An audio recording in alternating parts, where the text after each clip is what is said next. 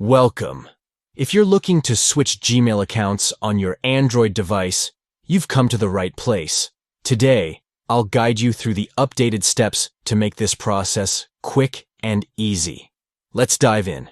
First, launch the Gmail app on your Android device. If you don't have it installed yet, you can download it from the Google Play Store.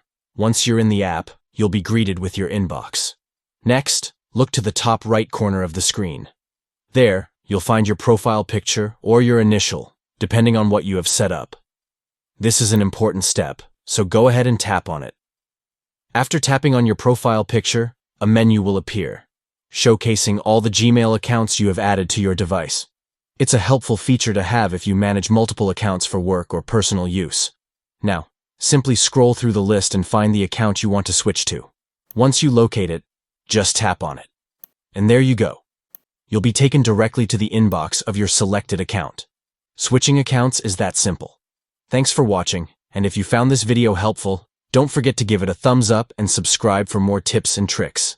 Happy emailing!